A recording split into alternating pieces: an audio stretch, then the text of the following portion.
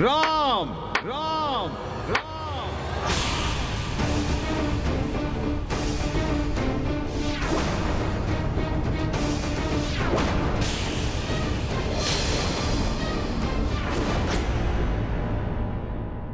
दुष्ट वानर, यहाँ आकर मेरे जाप में बाधा डालने का दुस्साहस कैसे किया तुमने? ये कैसे संभव है?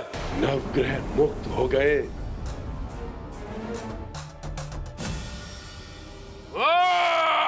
अब मेघनाद की मृत्यु निश्चित है रावण।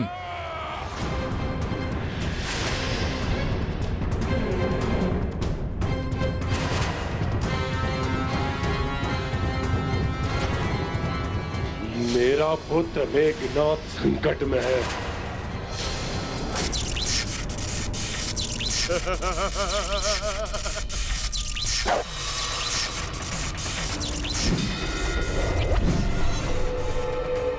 आशा करता हूं हनुमान ने मेघनाद की शक्ति के स्रोत को ढूंढकर उसे नष्ट कर दिया होगा।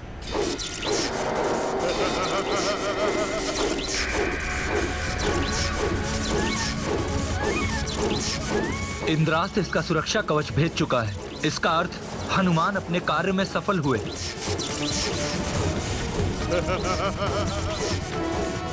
अब समय आ गया है मेघनाद की मृत्यु का योग संपन्न करने का।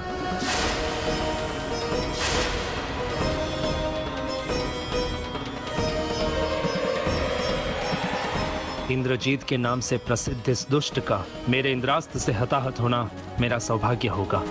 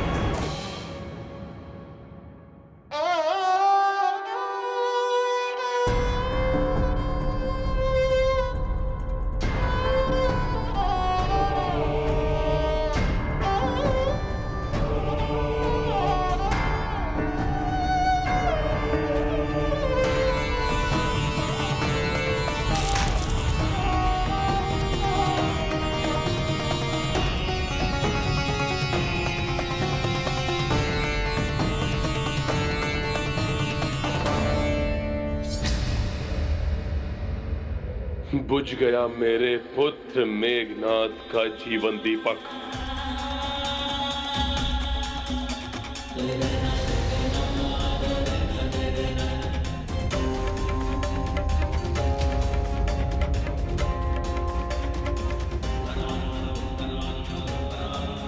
कल युद्ध में विजय प्राप्त करके लौटेगा आपका ये पुत्र इंद्रजीत। आपके ही भांति प्रतिशोध की अग्नि मेरे हृदय में भी धधक रही है और आपका विश्वास पाने हेतु आपके समक्ष प्रस्तुत है ये मेघनाद कुछ भी करने के लिए। आप निश्चिंत रहिए पिताश्री, मैं अभी जाकर यज्ञ विधि प्रारंभ करता हूं।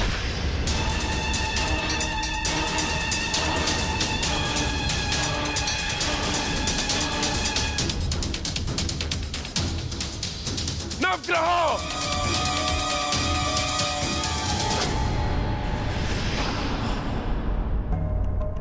मेरी अवज्ञा करने का दुस्साहस किया तुमने।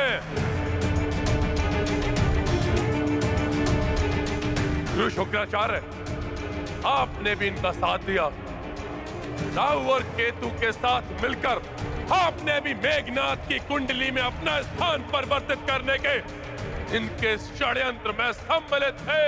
इसका विचार तुम्हें अपने गुरु को बंदी बनाने के पूर्व करना चाहिए था रावण।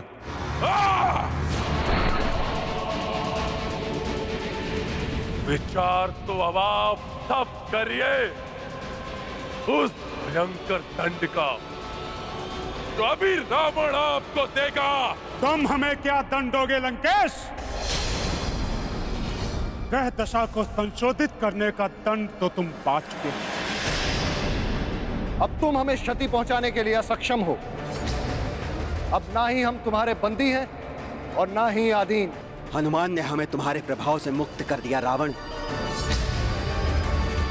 अब हम पर तुम्हारा कोई वश नहीं, हम पूर्ण रूप से स्वतंत्र हैं।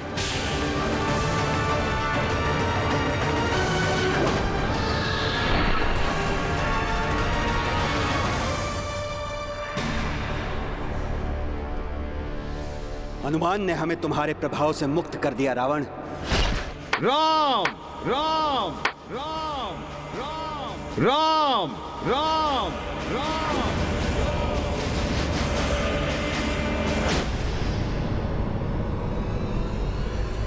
तो छिपाना छिपाना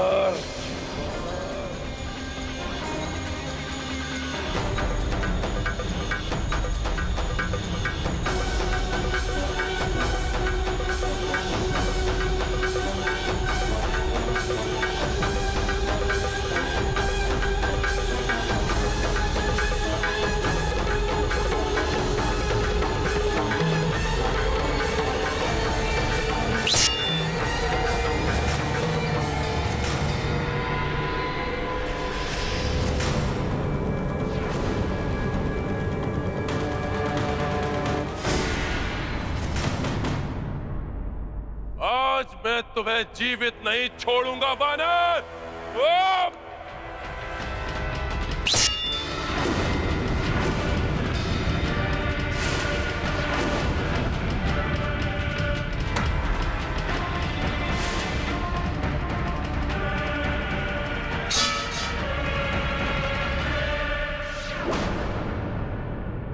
मेरा वध करने का अवसर तुम्हें युद्ध भूमि में प्राप्त होगा रावण। अभी जाकर अपने दिवंगत पुत्र के अंतिम क्रिया की व्यवस्था करो।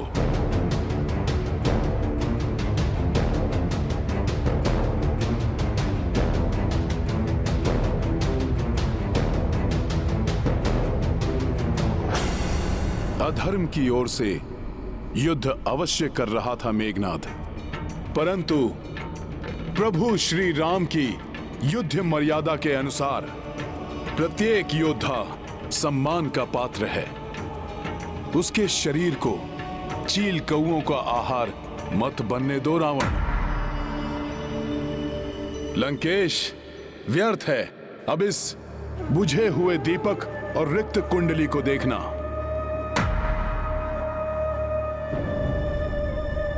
साहस है तो जाओ अपनी रिक्त सभा को देखो।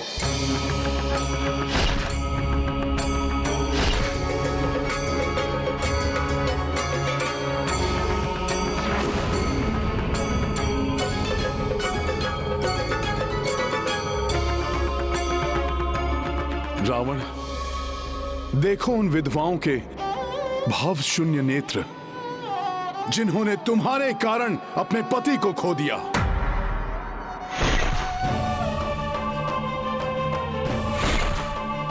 उन माताओं से दृष्टि मिलाकर देखो लंकेश, जो तुम्हारे इस अधर्म युद्ध में अपने पुत्रों की मृत्यु पर विलाप कर रही हैं।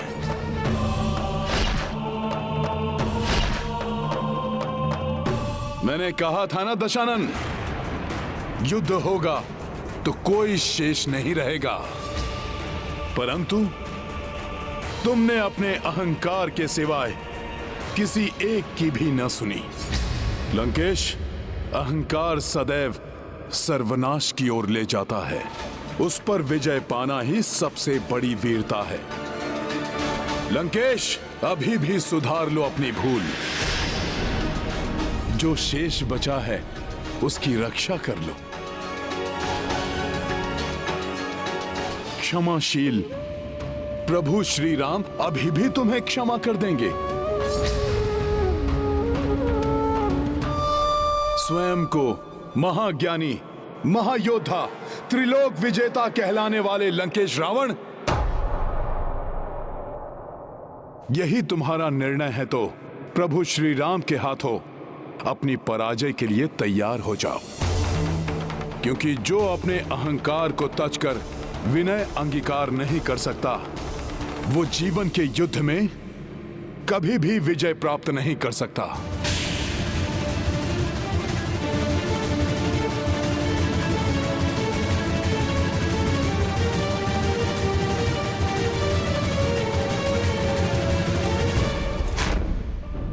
अपनी पराजय के लिए तैयार हो जाओ, क्योंकि जो अपने अहंकार को तजकर विनय अंगीकार नहीं कर सकता, वो जीवन के युद्ध में कभी भी विजय प्राप्त नहीं कर सकता।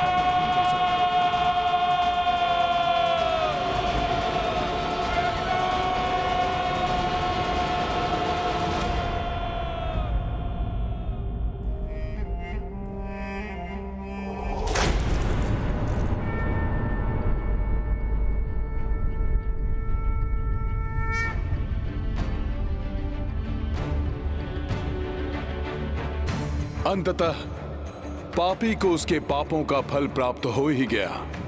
परंतु आपकी सहायता के बिना यह संभव नहीं था। नहीं भ्राता लक्ष्मण, इसके वध का श्रेय तो आपके युद्ध कौशल और महाराज विभीषण के मार्गदर्शन को ही जाता है। परंतु अब हमें शीघ्र जाकर प्रभु श्री राम को यह शुभ समाचार देना चाहिए। जय श्री राम।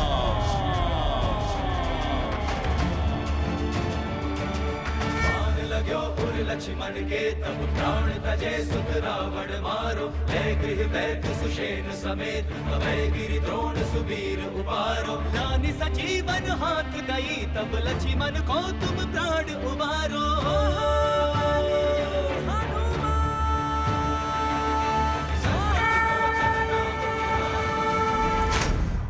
आज इन तीनों ने अपने शौर्य से प्रभु श्री राम को एक बड़ी विजय दिलवाई और रावण को ऐसी पराजय का सामना करना पड़ा है जिससे उसका हृदय द्रवित हो उठा है।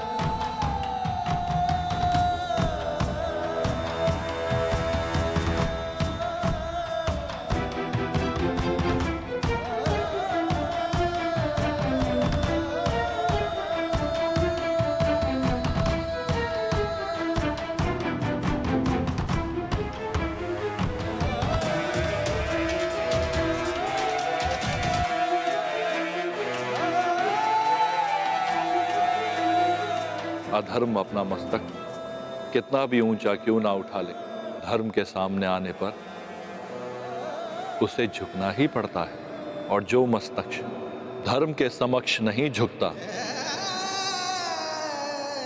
वे अंततः कट ही जाता है।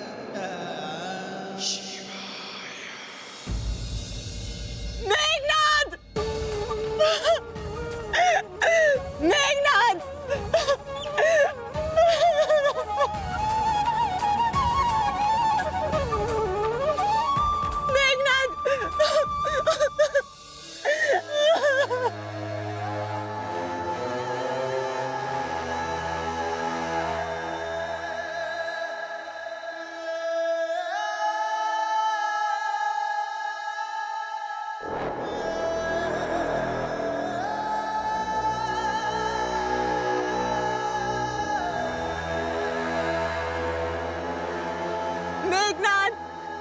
मेघनाद मेरे पुत्र, जीवन भर तूने अपने पिता की आज्ञा को शिरोधार्य रखा, तो आज मेरी आज्ञा का भी पालन कर ले। लौटा मेघनाद।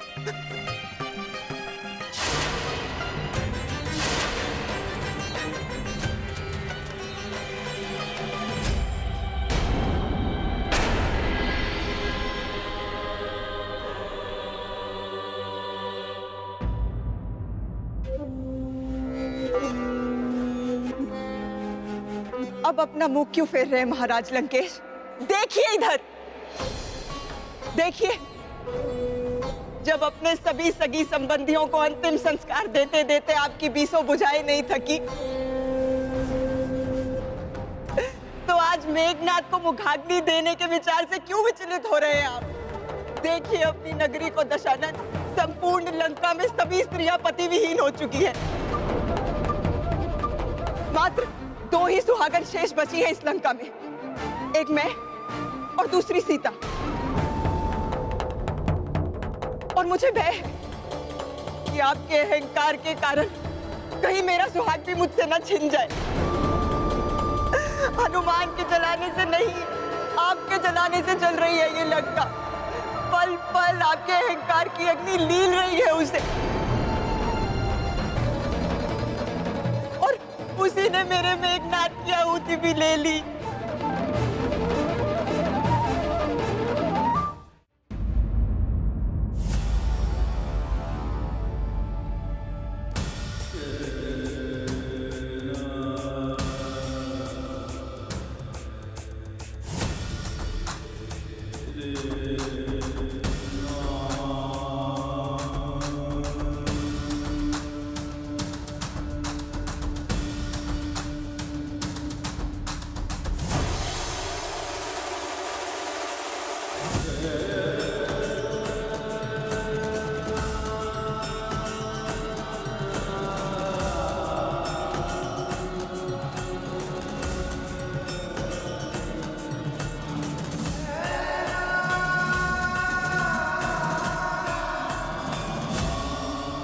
आज तक तुम्हारे आगे कोई भी शत्रु नहीं टिक सका।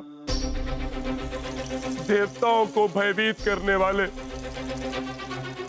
इंद्र को जीतने वाले मेरे पुत्र, मेरे महापराक्रमी पुत्र, तुम्हें तुच्छ नर के हाथों नहीं, असंभव है ये, असंभव है।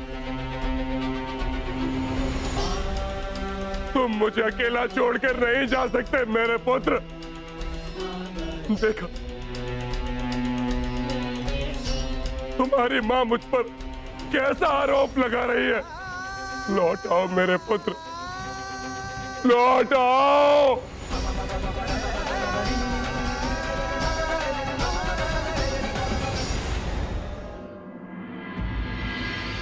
आ गए हनुमान। महाराज विभीषण और लक्ष्मण जी के साथ लौट आए।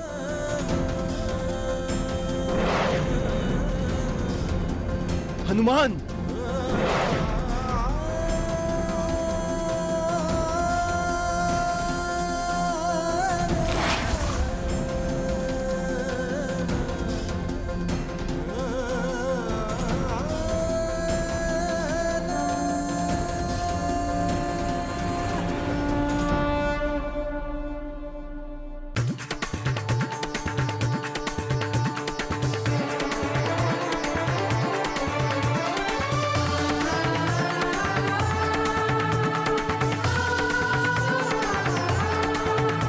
भैया, आपके आशीर्वाद से हम सफल हुए।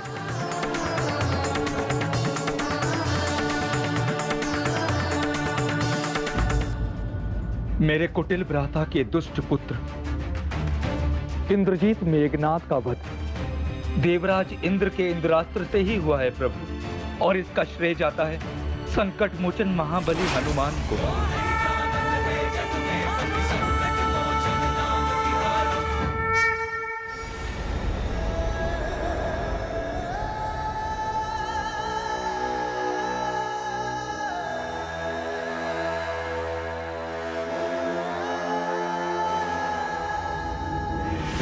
मुझ पर ये दोषारोपण कैसे सह सकते हो मेरे पुत्र? उठो मेघनाद, उठो। उठ जाओ मेघनाथ, उठ जाओ इंद्रजीत,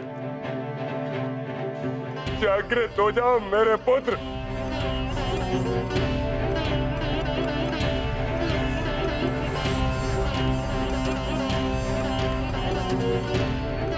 अब ये कभी नहीं उठेगा लंकेश। राम के अनुज लक्ष्मण के हाथों इसकी मृत्यु हो चुकी है। लंका के अन्य योद्धाओं की भांति मेघनाद की मृत्यु का कारण भी तुम हो रावण। नहीं, मैं नहीं हूं। उसकी पूजा के मध्य इसका संहार करने के लिए अपने अनुज को भेजने वाला वो वनवासी है, इसका उत्तरदायी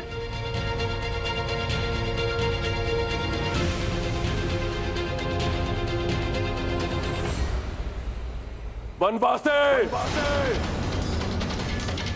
तुम और तुम्हारे अनुज सहित संपूर्ण वानर सेना का संहार कर दूंगा मैं।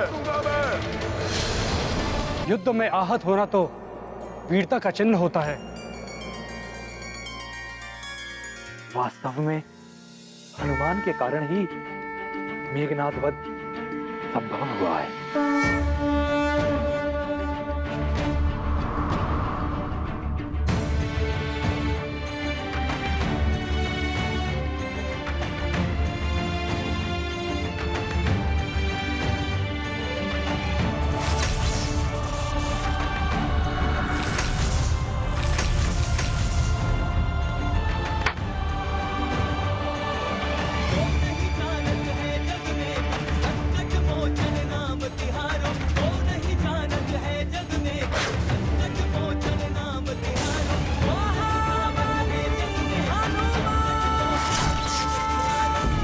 उस जैसे मायावी अधर्मी के वक्त की प्रसन्नता की तुलना में ये घाव तो कुछ भी नहीं।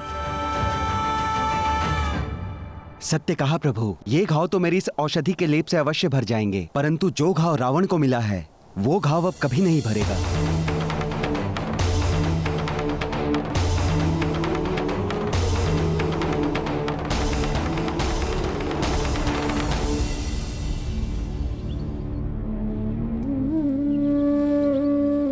ओम केशवाय नमः, ओम नारायण नमः, ओम माधवाय नमः। पी जाइए।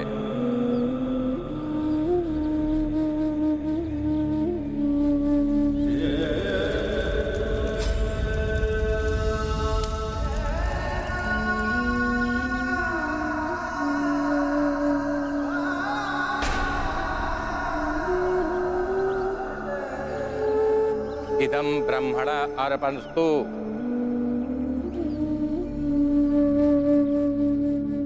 बोलिए, मैं रावण अपने पुत्र मेघनाथ के दिवंगत आत्मा की शांति के लिए के विहित श्राद्ध कर्म कर रहा हूँ। पितामह, पर पितामह सभी जीवित हैं, किंतु चौथी पीढ़ी समाप्त हो गई। बस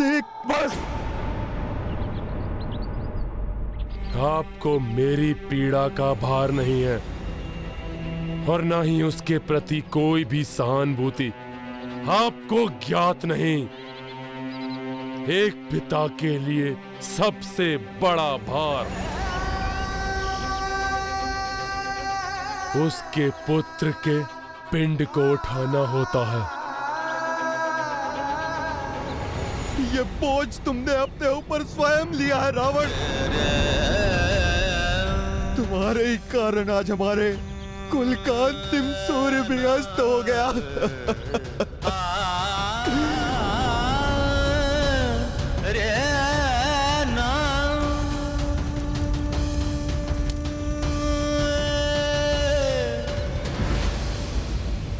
पुत्र की मृत्यु की वेदना से त्रस्त होके भी यदि रावण में कोई परिवर्तन नहीं आया तो मुझे आश्चर्य नहीं होगा प्रभु। परंतु अब उसकी क्या चिंता, युद्ध तो अब अपने अंतिम चरण में पहुंच चुका है और लंका में अब एक ही योद्धा शेष है, रावण।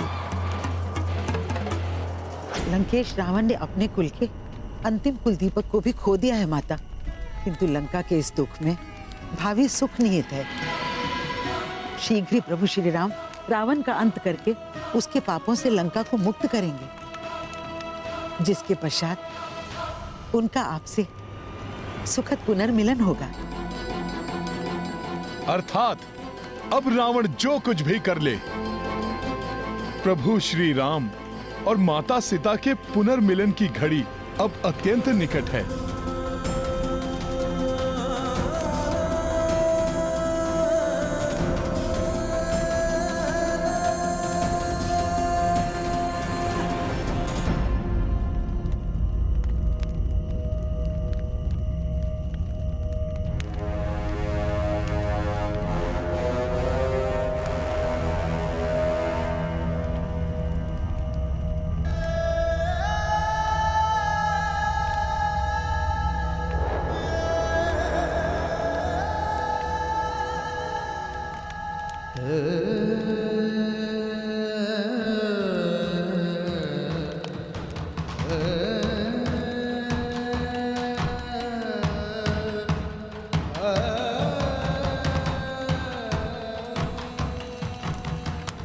और आपका विश्वास पाने हेतु आपके समक्ष प्रस्तुत है ये मेघनाद।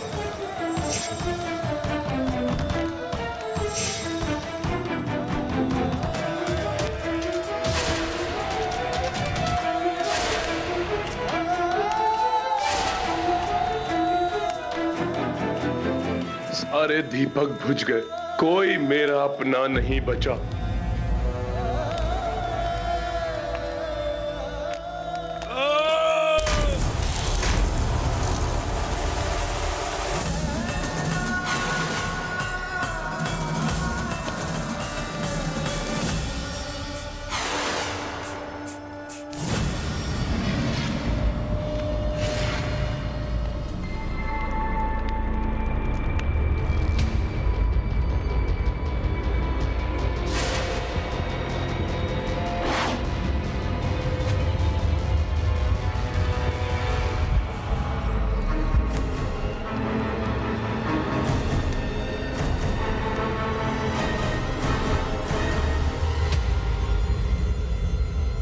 ये तो हमारे ही कुल का दीपक प्रतीत हो रहा है, परंतु यदि सब का अंत हो गया तो इस दीप की ज्योति कैसे प्रज्वलित है? कौन है वो जो रावण से और इस युद्ध से छिप कर बैठा है? ये आपके ही पुत्र का जीवन दीपक है महाराज।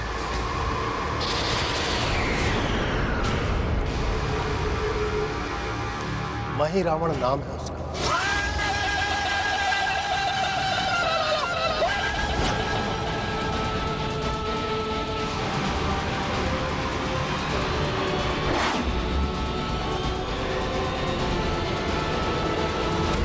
प्रभु, कल हम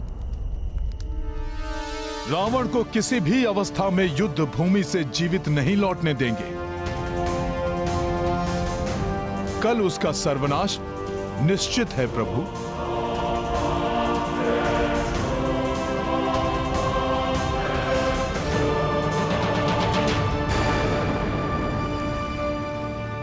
क्या हुआ हनुमान? तुम्हें किसी संकट का आभास हुआ है क्या? नहीं प्रभु, संकट नहीं। मुझे प्रतीत हो रहा है जैसे किसी अपार सकारात्मक ऊर्जा का आगमन हो रहा है।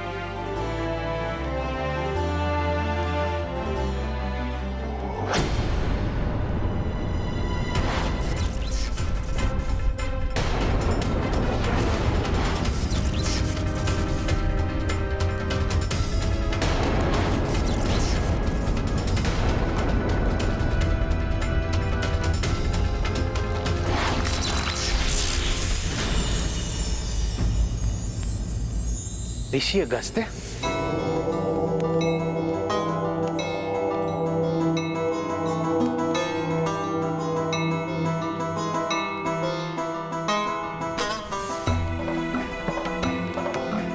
मैं अगस्त्य स्वयं तुम्हारा मार्गदर्शन करूंगा हनुमान।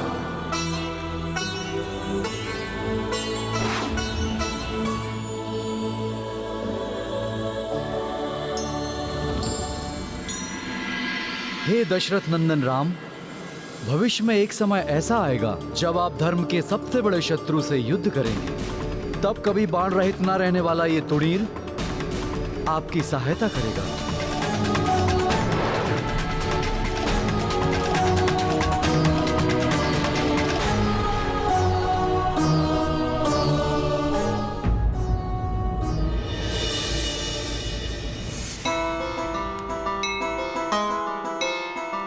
प्रणाम ऋषिवर। प्रणाम।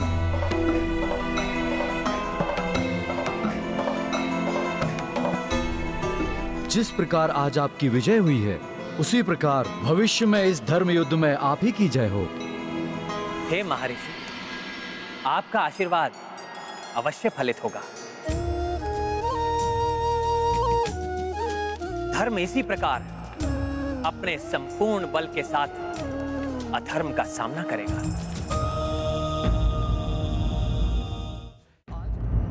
अब उस दुष्ट रावण का कोई भी छल, कोई भी शक्ति, कोई भी माया उसे उसकी मृत्यु से नहीं बचा सकेगी ऋषिवर। अवश्य हनुमान, परंतु आज की रात्रि रघुनंदन राम और लक्ष्मण पर आसन्न संकट से उन्हें सुरक्षित रखना अति आवश्यक है।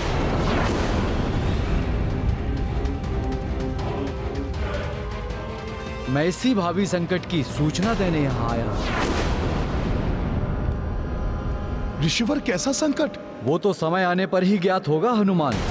ध्यान रहे, सजगता में ही इन दोनों राजपुत्रों की सुरक्षा है।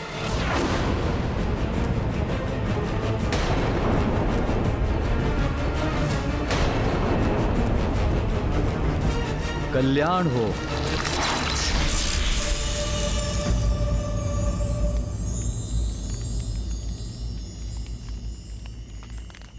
ऋषिवर किस भावी संकट का संकेत देकर गए हैं? उस मनहूस का नाम भी आप अपने मुख पर कैसे लाए, जिसे जीवन के प्रारंभ में ही मैंने मृत्यु प्रदान की थी।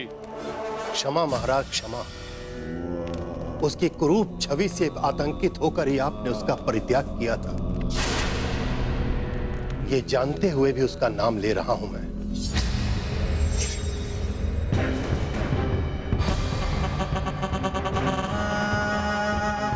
कैसे सर्प रूपी भयानक पुत्र को जन्म दिया है तुमने। इसे भूमि की गर्भ में समाहित कर दो। मैं इसे कदापि स्वीकार नहीं करूंगा।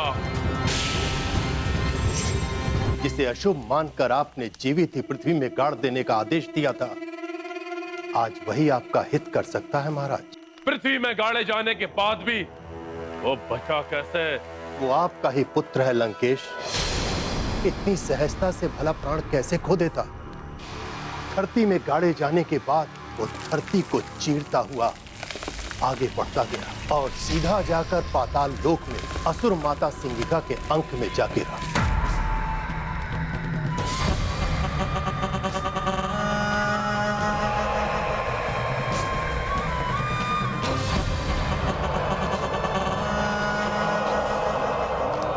असुर माता सिंगिका ने उसका लालन पोषण किया और समस्त असुरी माया की शिक्षा दी।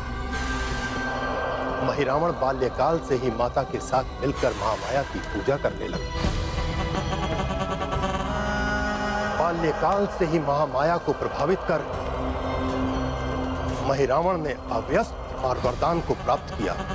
एक ऐसी माया जिसको देवता भी नहीं समझ सकते। प्रणाम माता महामाया। पुत्र, मेरे प्रति तुम्हारे समर्पण भाव से प्रसन्न होकर मैं तुम्हें वरदान देती हूँ। तुम सबसे बड़े मायावी बनोगे।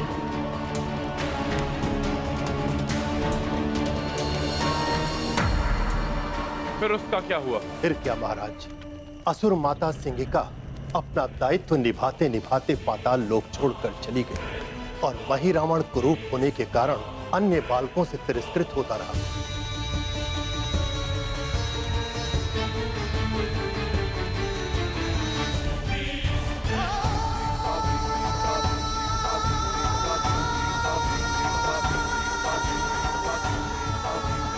इस बालक को एकाकी देखकर पाताल लोक की राजकुमारी उसे भाई बनाकर अपने साथ राजमहल ले गई, जहां उसका लालन पोषण अन्य राजकुमारों के साथ हुआ।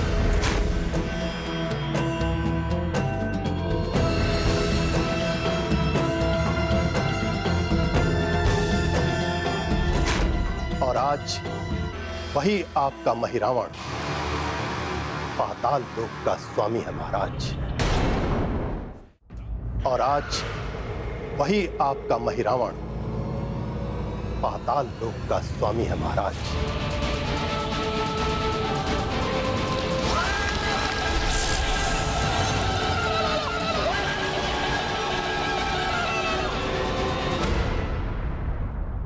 रावण पुत्र महिरावण,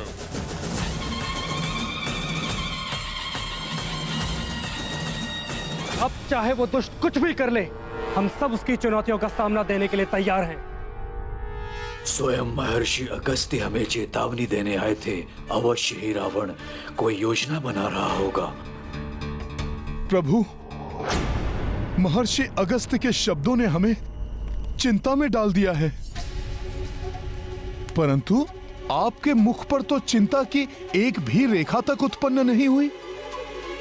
हनुमान, जब महाराज सुग्रीव जैसे पराक्रमी राजा का साथ हो, महाराज विभीषण जैसे महारथी का सहयोग प्राप्त हो, महाराज जामवंत जैसे अनुभवी योद्धा का आशीष हो, युवराज अंगद, नल नील जैसे वानर योद्धाओं से सज्जित वानर सेना हो, और तुम्हारे जैसे महाबली योद्धा हमारी रक्षा के लिए सदैव तत्पर हो, तो मुझे और लक्ष्मण को कैसी चिंता, कैसा भय? परंतु प्रभु, यदि स्वयं महर्षि आपकी और भ्राता लक्ष्मण की रक्षा के लिए सचेत होने का सुझाव देकर गए हैं, तो मैं उसके लिए हर संभव प्रयास करूंगा। मैं और सखा आपकी सुरक्षा का विशेष प्रबंध करेंगे प्रभु।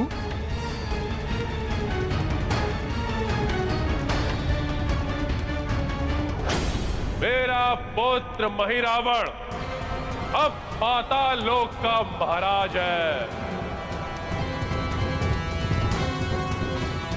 मैं महिरावण को बुलाऊं, वो अपने भ्राता के वध का प्रतिशोध लेगा। मायावी शक्तियों से संपन्न वो उस वनवासी और उसकी संपूर्ण वानर सेना का नाश करेगा।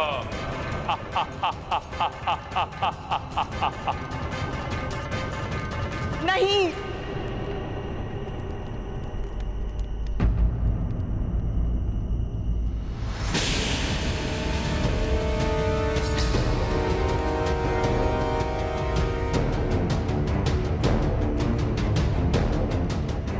आश्चर्य है मुझे आपकी कुबुद्धि पर। आपको ये ज्ञात हुआ नहीं कि हमारे कुल का एक दीपक अभी भी प्रज्वलित है और आप उसे भी बुझाने चल दिए। क्या आपको तनिक भी मंदोदरी!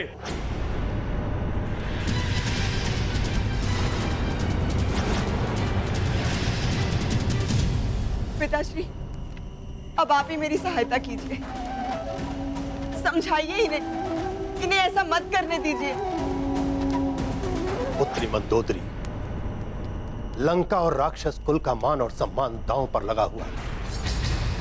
इस समय ऐसी अवस्था में इस युद्ध में विजय प्राप्त करना ही एकमात्र हमारा लक्ष्य होना चाहिए।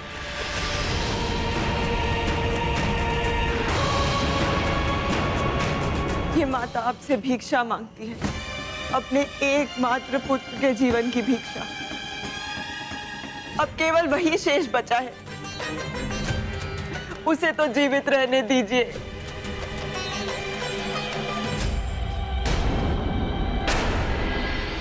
उसे मृत्यु के मुख में मत धकेलिए।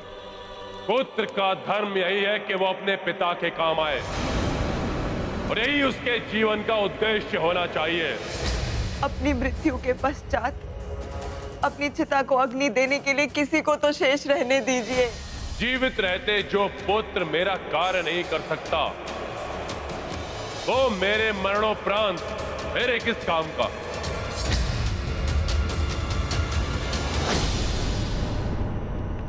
मैं महिरावन को बुलाने का निर्णय ले चुका हूं।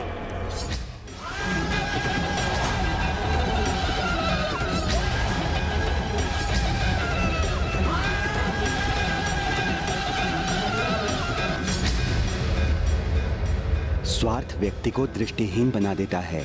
उसे हर रिश्ते में केवल अपना स्वार्थ दिखता है, जो उसके विनाश का कारण बन सकता है।